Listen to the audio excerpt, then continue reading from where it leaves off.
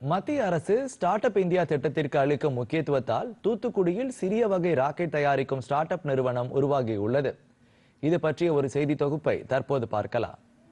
நாட்டில் வேலை தேடுபவர்களுக்கு பதிலாக வேலை உருவாக்குபவர்களின் நாடாக மாற்றுவதை நோக்கமாக கொண்டு ஸ்டார்ட் அப் நிறுவனங்களை மத்திய அரசு கடந்த 2016 ஆண்டு முதல் உருவாக்கி வருகிறது. தகுதியான ஸ்டார்ட் அப் நிறுவனங்களுக்கு வருமான வரி, மூலதன ஆதாய வரி மீதான விலக்கு அளிக்கப்படுகிறது. முதலீட்டாளர்கள் இணைப்பு ஸ்டார்ட் அப் ஈகோ சிஸ்டத்தில் அதிக மூலதனத்தை உள்ளடக்குவதற்கான கடன் உத்தரவாதங்களை அரசு வழங்குகிறது. இதன் பயனாக தூத்துக்குடி மாவட்டம் குலசேகரப்பட்டினம் ராக்கெட் ஏவுதளத்தை முகாந்திரமாக கொண்டு தூத்துக்குடியில் சிறிய வகை ராக்கெட் தயாரிக்கும் நிறுவனத்தை 2 இளம் பொறியாளர்கள் தொடங்கி செயல்படுத்தி வருகின்றனர். மெத்தலாக்ஸ் திரவ மீத்தேன் ஆக்சிஜனை பயன்படுத்தி 600 கிலோ எடை கொண்ட சிறிய ராக்கெட்டை தயாரிக்கும் பணியில் இந்த இளைஞர்களோடு சேர்ந்து 19 இளம் பொறியாளர்கள் ஈடுபட்டு வருகின்றனர்.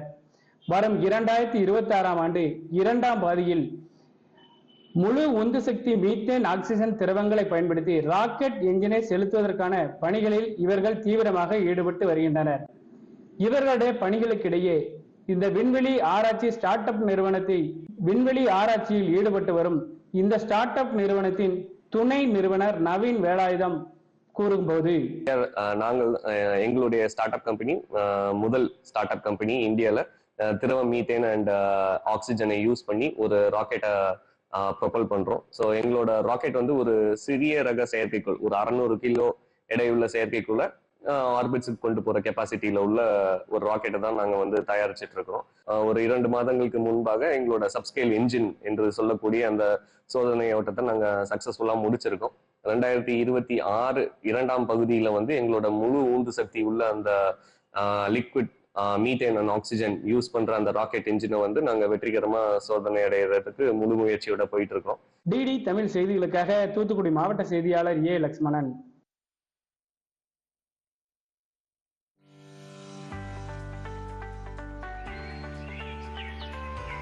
Keeping our earth green forever is in our hands only. That's why I prefer CBG for my car. CBG is compressed biogas made from waste materials. It is a highly efficient renewable resource that has reduced carbon emission rates. Less carbon emission means lesser harmful impact on the planet. Use CBG. It is cleaner, greener and safer.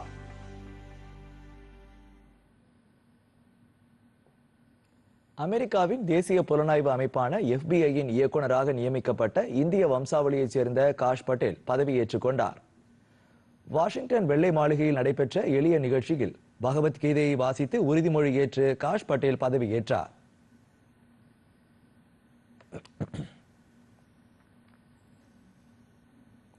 பதவியேற்புக்கு பின் செய்தியாளர்களிடம் பேசிய cash Patel, இது தமக்கு கிடைத்த மிகப்பெரிய கௌரவம் என்றார். உலகின் மிகப்பெரிய நாட்டின் சட்ட அமலாக்க முகமைக்கு தலைமை தாங்கவிருக்கும் முதல் தலைமுறை இந்தியர் என்று தாம் பெருமை கொள்வதாக கூறிய காஷ் பட்டேல், அமெரிக்க புலனாய்வு அமைப்பை வெளிப்படையானதாகவும் பொறுப்புணர்வுடனும் கூடிய அமைப்பாக மாற்ற உள்ளதாக உறுதியளித்தார். Who's about to lead the law enforcement community, the greatest nation on God's green earth. There will be accountability within the FBI and outside of the FBI, and we will do it through rigorous constitutional oversight starting this weekend. முன்னதாக அமெரிக்காவின் தேசிய புலனாய்வு அமைப்பான FBI-யின் இயக்குநராக cash பட்டேலை நியமித்து அந்நாட்டின் அதிபர் Donald Trump உத்தரவிட்டிருந்தார். இது தொடர்பாக செனட் அவையில் நடத்தப்பட்ட வாக்கெடுப்பில் காஷ் பட்டேலுக்கு ஆதரவாக 51 பேர் வாக்களித்தனர்.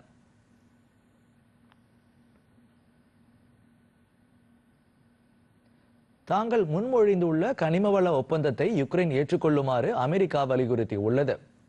யுக்ரைனின் கனிம வளம் உள்ளிட்ட இயற்கை வளங்களில் 50% பங்கை உரிமை கோரும் வகையில் அமெரிக்கா ஒரு ஒப்பந்தத்தை முன்மொழிந்தது.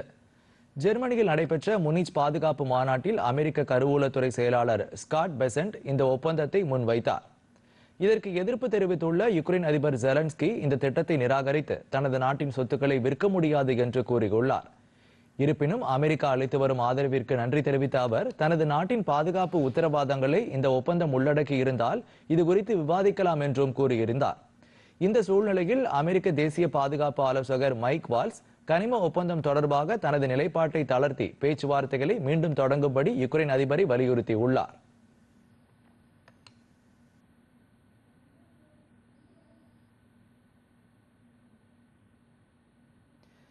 சர்வதேச ஹாக்கி சம்மேளனத்தின் புரோ லீக் ஹாக்கி தொடரில் இந்திய ஆடவர் அணி 3-1 என்ற கோல் கணக்கில் அயர்லாந்து அணியை வீழ்த்தியது.